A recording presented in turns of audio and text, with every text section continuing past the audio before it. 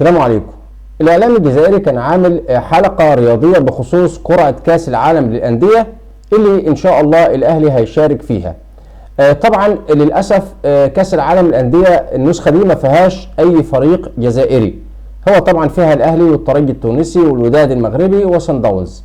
ما فيش فرق جزائرية مشتركة في نسخة هذا العام وللأسف. كانوا عاملين حلقة عن قرعة كأس العالم، وتحديدا اتكلموا عن مواجهة الأهلي وفريق انتر ميامي اللي بيلعب ليونيل ميسي. والحقيقة قالوا كلام منصف جدا وكلام كله فخر وإعزاز وكله حب للنادي الأهلي. هتسمعوا الكلام ده بنفسكم دلوقتي. قالوا إن نادي انتر ميامي اللي بيلعب ليه ميسي هو اللي هيتشرف بمقابلة النادي الأهلي، لأن النادي الأهلي تاريخ من الرياضة تخطى 100 عام ومن البطولات التي لا تحصى. هيقابل الفريق لسه له عهد جديد بالتأسيس والبداية والنشأة، لأن احنا طبعا عارفين ان كرة القدم جديدة في الولايات المتحدة. مش اقصدش ان هي بقى لها سنتين او 3، لا، جديدة على الولايات المتحدة، مش ليست بكرة القدم التاريخية زي ما هي موجودة في بقية الدول. يعني احنا عندنا انجلترا هي موطن كرة القدم اساسا والتاريخ نشأتها موجودة في كرة القدم، لكن عندنا مثلا الاهلي متأسس على سنة 1907، فتاريخه يتعدى ال100 داخل في 120 سنة. لكن انتر ميامي والأندية الأمريكية دي في خلال مثلا 20-30 سنة كانت وليدة عهد بكرة القدم بعد التطوير الجديد، وفي فرق لسه عمرها 3-4 سنين على الأقصى تقدير يعني في كرة القدم، لأن هم عندهم كرة القدم الأمريكية شكل تاني غير كرة القدم اللي احنا نعرفها دي. ولذلك كرة القدم ذات عهد جديد في الولايات المتحدة، عشان كده ما نسمعش مثلا ان المنتخب الامريكي اخذ مثلا بطولات عالمية كبيرة او له صولات وجولات. وكذلك الدوري الامريكي مش دوري عالمي لكن مصروف عليه ويتم التكلفة عليه باموال كبيرة عشان استخدام نجوم كبير عشان تسري الدوري الامريكي زي ما بيحصل كده في الدوري السعودي. تعال نسمع الكلام اللي اتقال وبعدين نرجع مع بعض. ايضا رفقاء ميسي انتر ميامي الامريكي في مواجهه نادي القرن في افريقيا النادي الاهلي المصري. نعم، سيتشرف نادي انتر ميامي بمواجهه نادي الاهلي المصري انه تاريخ سيواجه نادي لا تاريخ له.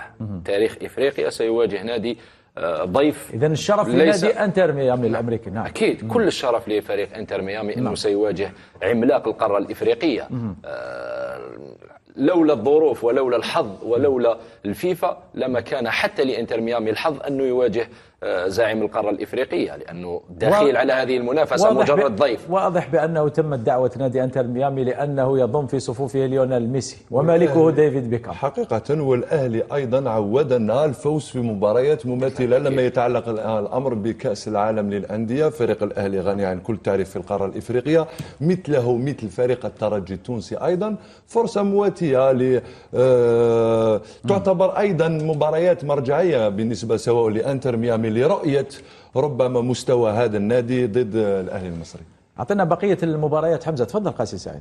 احنا الفريق الاهلي كما تفضلوا وتكلم امين فريق القرن في افريقيا. نعم. وميامي نعرفوا انه فريق صغير ماهوش من المستوى العالمي. هنا الاهلي قادر يعني يفوز بهذه المقابله، ما نتكلموش مباشره على الفوز، ولكن نقول باللي شرف كبير لانتر ميامي باش يلعب ضد الاهلي. نعم. بن جابر تصريح مثير، قال لك نادي ميامي هو الذي سيتشرف بمواجهه الاهلي. اذا ميسي سيتشرف بمواجهه نادي عنده 3 سنوات من اسس منذ 3 سنوات. ميسي سيواجه افضل لاعب في التاريخ. والله يضم مارادونا، يعاودوا يجيبوا مارادونا من قبل، يجيبوه مع زيدان وكريف ويحطوه. احنا نتحدثوا على الاسم محمد. نعم. انا نهضر نادي بنادي، ماش نهضر ميسي سيتشرف بمواجهه الاهلي اكيد، او الاهلي سيتشرف بمواجهه ميسي. ميسي سيتشرف بمواجهه الاهلي في هذه المنافسه لانه نعم. ما عندوش الحق اصلا في التواجد في هذه المنافسه. جيت راك ضيف تتشرف بمواجهه محاباه من طرف الفيفا. نعم، ستتشرف بمواجهه كبار هذه المنافسه. اعطيني تاريخ نادي انتر ميامي واعطيني تاريخ النادي الاهلي. زي ما انتم سمعتوا كده يا جماعه، انت بتقارن تاريخ بتاريخ. نادي عريق في العراقه، تاريخ كبير جدا يتخطى ال100 عام، دخل في 120 سنه النادي الاهلي، بتاريخ نادي لسه جديد. ما بنقللش من قيمته ولا حاجه، لكن احنا بنتكلم الكلام ده ردا على بعض الناس، لان بيقول لك في مثل بيقول لا يكرم نبي في وطنه. وفعلا النادي الاهلي في ناس من قلب مصر بيهاجموه وبتحاربه، وفي ناس يطلعوا يقول لك على الشاشات ويقول لك احنا مش هنشجعه، ان شاء الله معان اهلك شجعته مفيش مشكله خالص.